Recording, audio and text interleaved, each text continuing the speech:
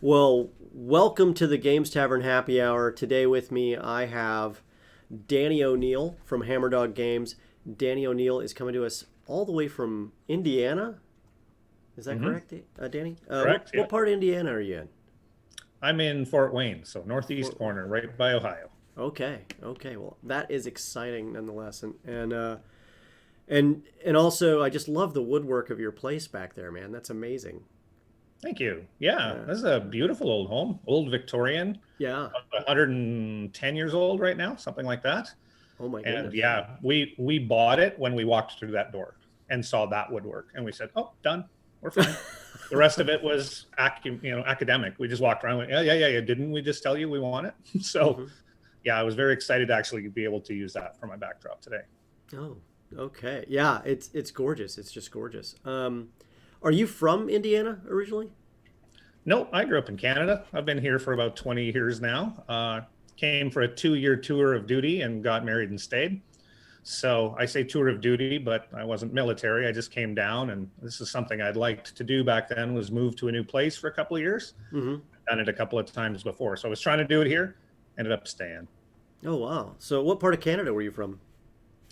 So I grew up I always say this in two parts. My childhood I spent on Hudson Bay up in northern Manitoba. hmm It is the northernmost town in all of Manitoba, but being on the water, it is a horrifically terrible place to grow up. Um, and it is literally nicknamed the polar bear capital of the world because polar bears come into the town. There's a major polar bear den south, and the polar bears wander into town fairly regular. Wait. The So, town is north of where the polar bears den up. correct, Oh correct. my. Oh my. Yeah. So to give you the boring scientific part, they used to burn the garbage, and the garbage would blow from the north wind south into the polar bear lair. So they would all follow the smell of that into town. Pretty Oh fun my stuff. goodness. Oh. I'm very serious when I say this to people, but for Halloween, you have to imagine that all these little kids are walking around with bags of treats through the town, and the bears can smell them. So our parents would circle the town, driving around, honking their horns and flashing their headlights to make sure bears didn't. Oh, that's amazing. Yeah, that was pretty neat. That was pretty neat. So I moved from there to a much more sane place in northwestern Alberta, which is called Beaver Lodge, where we didn't have to worry about beavers coming in to take hmm our candy away or any of that. So we were pretty happy for that so change. But so the yeah, so beavers were held at bay on their own. I just think they weren't interested. Did you throw out like, logs or wood chips out there to keep them, kind of satiated or Yeah, yeah. all the time. You know how that goes, right? Like, you just if they Oh, were chasing you, cedar. yeah, that's right, that's right. Keep the good chips in your pocket, Danny. You just Yeah. never know. Okay, well. So yeah, so that's what I like to say. So both of these places were very small Uh, military towns, mhm. and they were on the dew line, both of them, and then those lines closed, and we moved, and Oh that's how wow. that worked. But in both places, I was in this very isolated, at least pop culture isolated towns, and so it was for my imagination. I couldn't think of a better place I could have grown up. To be honest, Wow. I'm just impressed as can be. When did you come to the States? about 20 years ago. 20 years ago. Oh, so you've been here a while. Yep, yep. As I said, got married, have some children now. hmm So one of them's an adult now. It's so I guess I've been here longer than 20, but yeah, it was to work down here in the game industry where I was when I'm saying we were isolated pop culture wise. There was no jobs, none whatsoever hmm in the hobby industry or what we call the gaming hobby industry. hmm So I had to take my first opportunity, and it was in the States. Okay. Okay. And just that was over 20 years ago. Who did you take that opportunity with? So I worked for Alliance Game Distributors, and I Okay. went to work for them exactly as they were forming. Alliance was actually made out of two companies, the Armory and Chessex. Mm-hmm. And Chessex had a division right here in Fort Wayne, Indiana, where I am. Mm-hmm. So these two companies merged to become Alliance, and this was sort of a stabilization of the hobby marketplace at that time because Mm-hmm. distributors were starting to go out of business. So they merged and they made it stronger, and they needed new people. So in I came. Oh, that explains the Alliance name. Yeah, An exactly. alliance of armory and Chessex. Okay, That's that's exactly something what I it did was. not know. That's a pretty cool fact. And so you started with them where in the U.S.? Like, where did you get started? Like, how did you? I mean, what made you decide to go into games in the first place? Were you already always a gamer? Yes, oddly enough, it was one of those things where you're taking your university degree in Canada. We say university over college Mm-hmm. most of Yeah, the yeah. time. So I was taking my degree in university, and I didn't really know what I wanted to do. And it was one of those weird things where you come across some saying that says, find the path that you've been on all along. And I went, whatever. And then I looked at myself and I went, oh my gosh. In grade 3, I was taking scribblers. They were called scribblers back then, little notebooks, and making games in them, like Mm-hmm. mazes and connect the dots as if I could draw. And then we were taking those to school and we were selling them to our friends, right? Oh So wow. in grade 3, I was already designing Mm-hmm. without thinking of it that way. So what happened was, in all reality, was I finished my degree. Mm-hmm. I ended up with a BA in psych because I had bounced around. I'd started in comp sci, all this kind of very heavy scientific stuff, and I found out that wasn't me. Mm-hmm. So I went and taught in Japan for 2 years. I went and taught English in Tokyo. And one of the very last things that happened while I was there was there was a very, very tiny convention that we pulled together. And our guests of honor turned out to be Peter Atkinson and Richard Garfield from Wizards Oh. of the Coast. Oh yeah, yeah, yeah. And this is at the dawn of magic, Mm-hmm. right? Antiquities is the latest set. When these two Yeah. gentlemen show up, and within 24 hours of knowing them, knew I wanted to be in hobby, because these were the two most humble, most kind men I had ever met. And they were sitting in a Mexican restaurant, dead serious, In Japan. in Tokyo. We're cross-legged on tatami mats, eating burritos and playing a magic tournament that Richard and I are organizing together. And so here's the inventor just treating me like I'm a great guy. I've never met him before. And that was the moment when I said, yes, I'm in. I'm 100% in. And from that point on, I just turned my attention towards getting into this marketplace. So it wasn't just about the games itself, it was also about the kind of people you could work with while you were there. Is that Absolutely. okay? Okay. Absolutely. So Yeah. I will say that up until maybe about a decade ago, the friendliness level within the industry, the competition was not such that we backstabbed each other or tried to steal each other's customers. It was so collaborative. Mm-hmm. And I had a bit of a theater background as well. So Mm-hmm. I was really into collaborative, right? Like, if you're going to help me and I can help you in return and we're both happier, that's what I want. And that's what the adventure hobby industry gave me. Okay. Well, that's so. So were you playing a lot of games back in those days too? I mean, like obviously you were into Magic because you arranged a tournament, Mm-hmm. but what was like the first outside of the ones you made? What was like the first tabletop game that you were kind of like, I love this game, you know? The first thing I can remember saying, this is unlike anything I've ever seen, was actually Talisman. Ah, But Talisman. but in that era, Axis and Allies and Shogun were hitting our table once a month. And those were 8 to 10 hour games. Yep. So we got into 8 to 10 hour games because we were playing D&D. I apologize. I was playing D&D since I was 12, right? What year? What year was that? Uh, Throw those nerd creds on the table. 80 to 81. Oh I wow. can't Okay. remember. I can't remember when the first game happened. I honestly can't. But it was in the family station wagon. My dad was driving. We were in the middle of Saskatchewan, and it was the most boring place That's long for a and flat, teenager if to I be. recall, right? Nothing. Yes. Nothing. It's No just features. flat as far as the eye can see. And back then, no FM radio.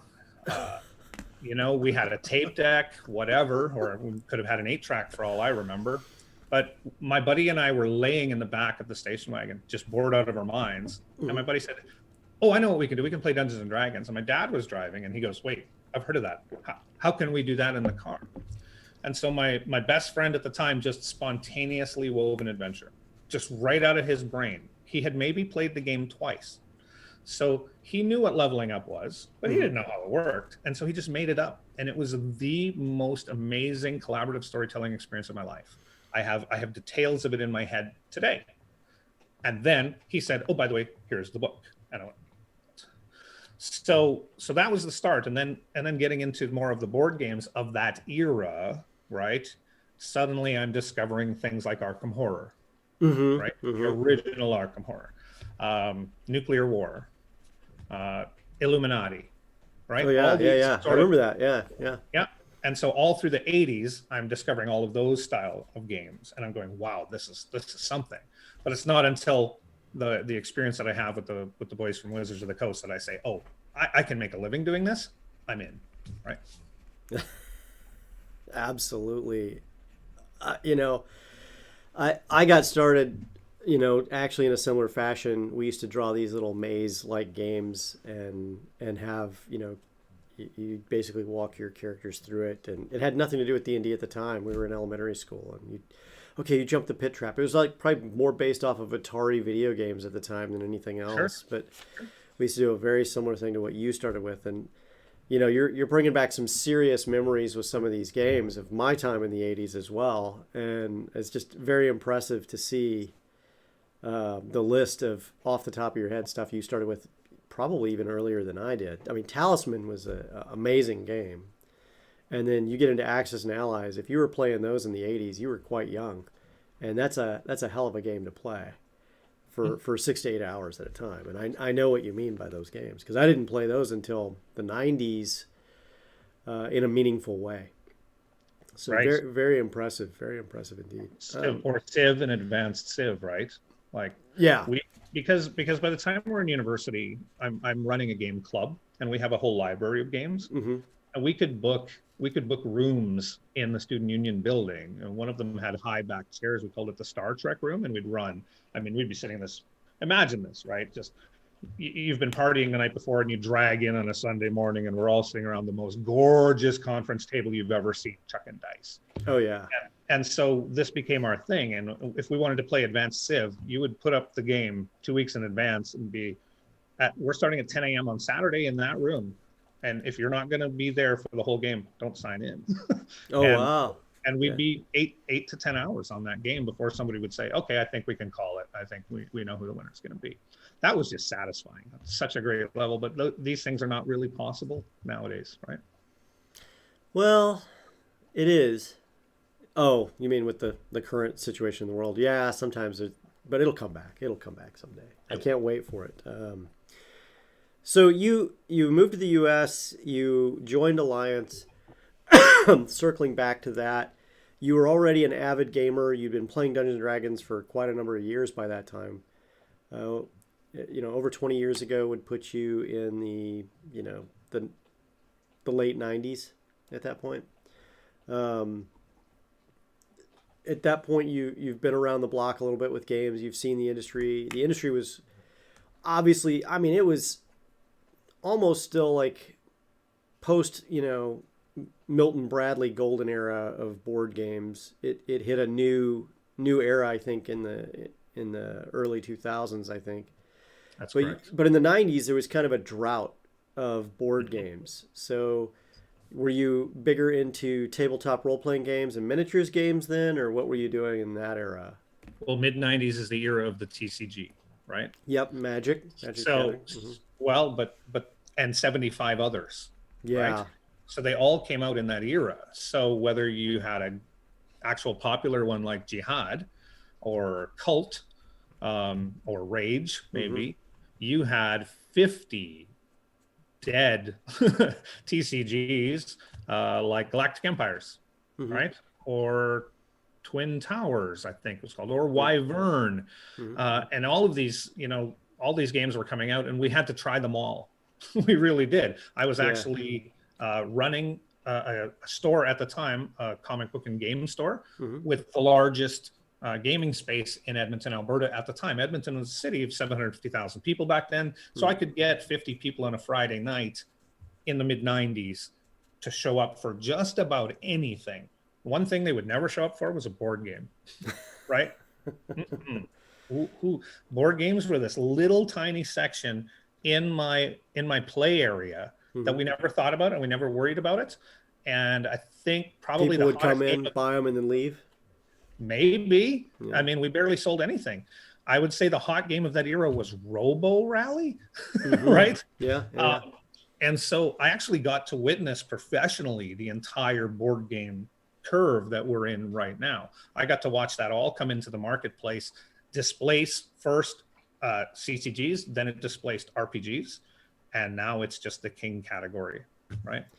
So, Yeah, and there's a number of factors with that. I remember going into stores in the early 2000s, late 2000s, and or not or early 2000s, like 2000 to 2010, and it hit a point where Magic had really become the dominant CCG game at the time. But the other thing I noticed is retailers were saying, no, we're not really interested in just collecting up a whole bunch of different card games if we get stuck with them because they never go anywhere or they die correct. within a year. And we thought that was very interesting to see how retailers had kind of also evolved and gotten smarter with that stuff too. Like, their Oh, they're their ability right. to just spend money on product and have it sit on the shelf had kind of gone down considerably at that time too.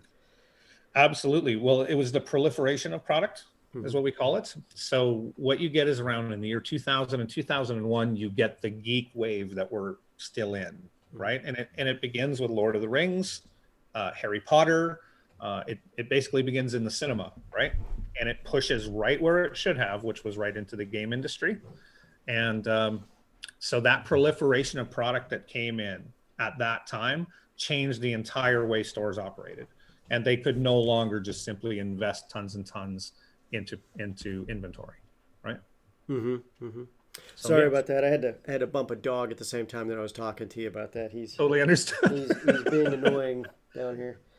Oh, So give him a pet for me, or her a pet for me. I am. So I mean, it's Hammerdog Games. I mean, we're taking you through of all dog interactions. absolutely. So as you came across all this stuff and all this was changing, obviously at some point you came back to RPGs, and the reason I bring that up is because of what we're going to talk about probably in the uh, not too distant part of this conversation is Hammerdog Games itself. Mhm. You came back to RPGs, and what was that like? What was the point where you came back to tabletop role playing games and you went, I love this. It's like I'm back, or did you never leave in the first place? Kind of never left, but as most people know, and actually you pointed out, in the 90s there was a sort of a depression of gaming. Hmm. Okay, and so you stopped being able to get well, let me say this. At that university game club, every year we ran a tournament in February, and we started with getting about 140 attendees to this, which we would divide up into random groups, or sometimes they would show up in groups. And I'd say by the end of the time when I'm leaving, which is about 91, Hmm. we're only pulling in about 80. The actual hobby was just in massive decline due to oversaturation by TSR, due to lack of support in the marketplace for this type of stuff. So I never really left. And when I was in the game, when I was running Warp 2 in Edmonton, Hmm. I was actually experimenting with a lot of formats that I had seen the RPGA play with or that I thought would be neat. For example, multiple tables that interact with each other, right? This is now called a special in today's parlance. Hmm. But I started doing all that, so I never quite left, and I was always sort of burning underneath. And then I started to work with Campaign Cartographer. I don't know if you know Hmm. that suite, I but do. I started to work with it and start making maps. And I said, wait a minute, I can make a professional quality map here. Hmm. And all of a sudden, the third edition OGL came out, and I Hmm. went, oh, chocolate and peanut butter, let's go. And so Two Hammerdog great things that actually, go great together. it was amazing. And so Hammerdog actually became the first company to produce a full color adventure for the D20 system, right? And it was something like this. It was a different one, Hmm. but this was banged out on a laser printer. Here's Oh a wow. campaign cartographer Yeah. map, right? And and this is how I got my start. So I started Alliance and I started to make these little adventures right at the dawn of D20, right at the dawn. And Uh-huh. so I Uh-huh. throw out a couple of adventures. They do extraordinarily well. And then I see the marketplace is flooding and I sort of stepped back. And that flood did not abate for years. So we actually took a step back, made a couple of different products, and then came forward back again when we were ready to jump into the role-playing arena. And that's what I did with what we're going to talk about today. So coming back to Hammerdog Games and this adventure, because I honestly didn't realize that Hammerdog had already made adventures. What year was that adventure, and what was the name of it one more time? That was the original version. What I'm showing you here is the original version of the Grand Temple of Jing. Yeah. So this is 2001, I believe, that came out. And of course, then we did a Kickstarter for that. We've done 2 Kickstarters for Jing now. Mm-hmm. The idea here originally, and I brought this for a reason. I actually wanted to show you something really quick, which was it came with these little cutout cards. Oh, yeah. Put those cards together to build an adventure. Uh-huh. And I was going to make a whole series of those, but when that flood happened, I said, "Oh, we can't do that." So we did the hardcover. This is my edit version here, but that's gorgeous. Did a hardcover of the Grand Temple of Jing. This is a 500-page mega dungeon, and it's a superstar mega dungeon. It has the guys who wrote 3rd edition, Jonathan Tweet, Monty Cook, Skip Williams, all contributed to this. But so did Ed Greenwood, who brought you Forgotten Realms. So did Jim Ward, who is 1st edition TSR. And there's other guys in there, other guys and gals. Quite the pedigree. It is. And also, actually, fans wrote some of the levels in here, but there's 60 levels in here. And this was originally written for Pathfinder 1st edition. We completed a Kickstarter to convert this to 5th edition, and that's going to be dropping as soon as it arrives. It's in print, but it is very late, and I'm super excited to get that into people's hands, because that'll be the 5th edition version. That's really the D&D version of the Grand Temple of Jing that I'd originally designed back in the day. So yeah, we do all kinds of stuff. That's just one of our major projects. Wow, I'm just impressed. We'll have to talk about that at another time. I'll have to pick that up and actually do a review on it at some point. That looks amazing. A 500-page mega dungeon with 60 levels. I want to play in that. Thanks. And just if you don't mind a quick plug, those levels all have their own themes. Oh, yeah? Since I know you're never going to run all 60 of those levels, don't test me. You can break this thing apart and put it back together in any configuration you want. Right? It's literally a meta dungeon that you can infuse into your campaign. You can have people go in and out of it. You can have it be a campaign in and of itself, or you can just run little adventures that have nothing to do with it. You can just pull out one of these levels and play it as a standalone. You know, I can see how your knowledge in putting something like that together has impacted what we're about to talk about. So let's just go ahead and transition right into it, because it makes sense. This meta dungeon concept and the modularity of it is a huge part of something you guys are about to talk about, that it's already been out on Kickstarter, as a matter of fact. It's the Build a Screen Workshop concept that you've just kickstarted. And just in case anybody isn't aware of it, hold on one second. Let me transition to that really quick. So you guys can see some of the concepts on the screen there of the Build a Screen Workshop, and essentially it's a modular dungeon master screen that has 2-sided sheets, from what I understand, that can go into different see-through panels, so the dungeon master sees them on one side, and then you've also got some cool graphics that you can put on see-through panels on the other side to decorate the outside of the dungeon master screen. Is that correct? I've nailed that. Okay. This thing is fully funded at over 5,400%. I think he'd say it was fully funded in 165 seconds? Just a bit of market manipulation. Yeah. Marketing manipulation, but yes. And there's 11 days to go on this Kickstarter. So as of the time of this recording, which this should show up probably a week from now, so there's probably 3 days left in this. So you definitely want to jump on this really quick. We'll definitely be putting the word out just earlier this week on this. This will go into our Kickstarter roundup as of now. So people will hear about this also on Tuesday. This is an amazing product that I have to say, when we saw it, we're like, we have to talk to the guy behind this, and that's how we kind of met a little bit. What was the inspiration to design this amazing product?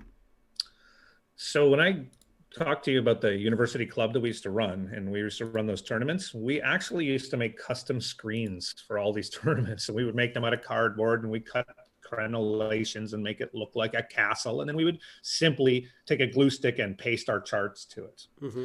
So this is probably the first time I start to think about it in this way.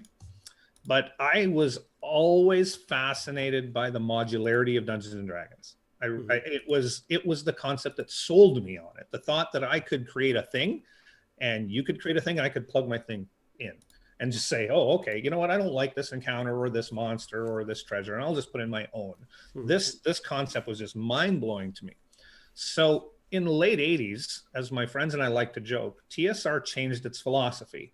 It used to be products of your imagination. And then somewhere in the late 80s, it became products of TSR's imagination. You guys stop creating, we will create everything, you will buy it. And my friends and I rejected this wholeheartedly and started to just go into even more self-creation. So I glommed onto cards and the thought that you could run an entire adventure with a stack of cards, which is why I was pointing out the cards in this. Yeah. Because those became these, which became inserts for our mini GM screen. Which we have the panel also showing. Wow, that is just amazing, all those pictures on there. And so these are Grand Temple of Jing inserts, right? So when you're playing Grand Temple of Jing, you can buy a pack of inserts, put it in a screen, and you now have a custom screen just for that adventure, and then you can change it out with our other adventures. So the concept there was we just wanted to bring that to the big screen. That sounds like a movie, but that's where the concept came in for us to be generating the larger screen. Now I'm just going to show you art on this one. There's no charts in here. Okay, so wow. If somebody, there we go. Yeah, there you go.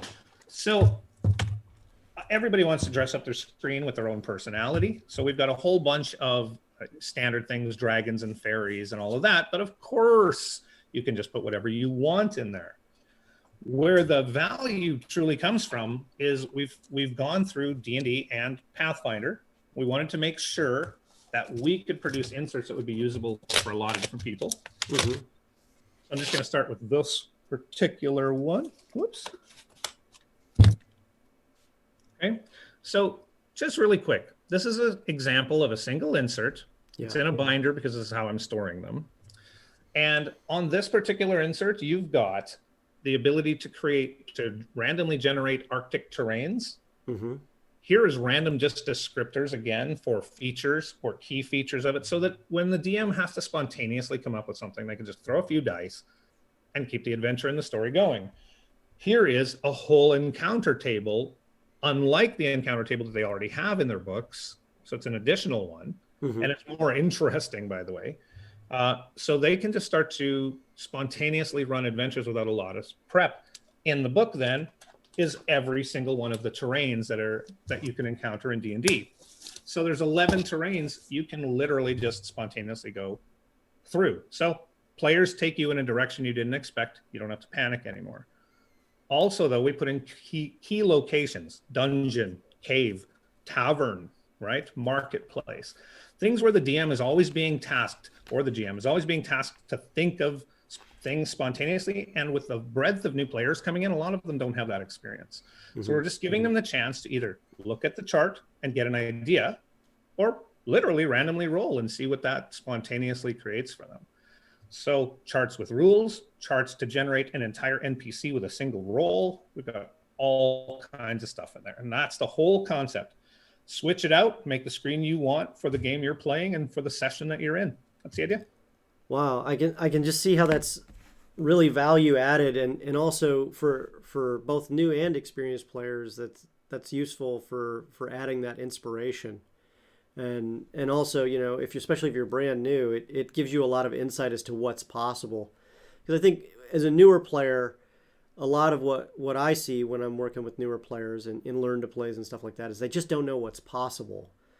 And the more they realize, oh, I can do anything, the more those self-imposed limits kind of break down for them, and they jump forward and make leaps and gains in their own play, breakthroughs, if you will. And the modularity means that from session to session, you've got a whole variety of options, or from gameplay to gameplay if you're running multiple campaigns. That is a very useful thing. I'm probably gonna have to back this. So Work here is done. yes, yes, yes. In chat, we're dropping right now. You'll see the link to the Kickstarter for this. Definitely check it out. This is Hammerdog Games Build a Screen Workshop. It's on Kickstarter right now. Highly recommend you back it. The graphics, you have a lot of different options, everything from creatures to heroes to, I think you even have like pets. Like Put in some dogs and cats, because yeah, again, the hammer dog thing. But yeah, yeah. Who doesn't want fur babies on their DM screen at this point, right? And Hmm. and then everything you've got's double sided, so you've got a lot of options to flip between different things, right? Correct. And I think, oh, I should mention really quick, you have two orientations to that screen. Mm-hmm. So I just showed you the portrait, but of course you also have the broad or the wide, and this one's dressed up with some pretty gorgeous fairy art because it's a green screen. So almost a landscape kind of It style. is, yeah, it's Yeah. fully landscape. And you've got that in 9 different colors. So this is absolutely about making the screen you want. And because there are so many RPGs out there that actually can't afford to produce a real screen, if you're playing all those really weird old RPG, I shouldn't say it that way. If you're playing some of the outsider RPGs that can't afford their own screen, just buy a blank copy of this and put your own stuff in. It's very simple. It's the answer. We've been selling that screen for over a decade already. So really, we're just finally stepping up and saying, hey, did you want some charts? Did you want some art for this? Because people have been doing it on their own this whole time. And you've really formalized a high quality product, it looks like, on the outside of it too. The cardstock's solid, the color is absolutely amazing. Yeah, that's what I'm really hoping for, is this screen sells itself and always has, because people go to conventions and put it on tables. We have no more conventions right now, so we actually meant to launch this several months ago. We're launching it now just because we have to. The time, we didn't want to push into next year. But when these start to go back onto tables, I think a lot of people will suddenly go, wow, I have not been using my screen to maximum effect. Because of course, we have magnet receptive panels that slide into these, or I should say sheets, so that you can actually magnetize a panel of your screen. I tell you what, pinning initiative cards with a magnet is a lot better than writing things out, and it's even a lot better than some of the combat trackers that are out there right now. It's just a beautiful system. So Absolutely, absolutely. From if someone wanted to find you guys on the web, where would they find you? you can hit us at hammerdog.com. Of course, we're always on Facebook and Twitter. Facebook, we're doing a lot more with these days. We're one of those companies that was silent for a long time. We're actually trying to break out now and build some community. So if you want to chat with us, with some people that have a lot of experience in the industry, jump in, join us on Facebook, chat us up. Absolutely. And on social media, if they wanted to find you, you're at Hammerdog Games? Correct. At Hammerdog Games. At Hammerdog Games. And that's on Twitter, YouTube, or Twitter, Instagram, all those different things? Yep, Facebook, yep. Facebook too. Okay, outstanding, outstanding. Well, Danny, I really appreciate your time. Is there anything else you'd like to tell the viewers today about what Hammerdog is up to, or anything else you want to mention at all?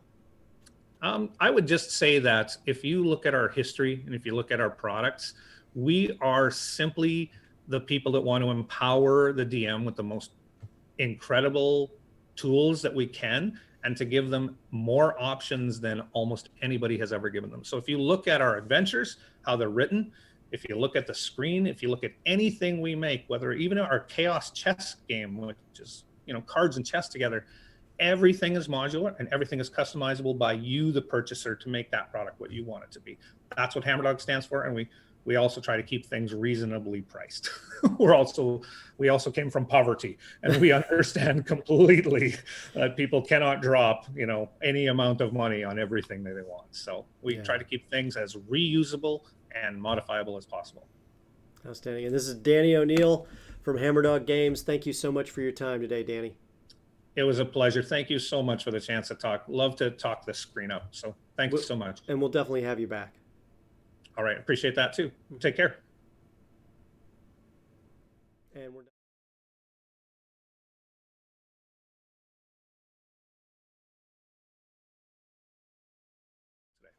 So let's pause right there for 1 second.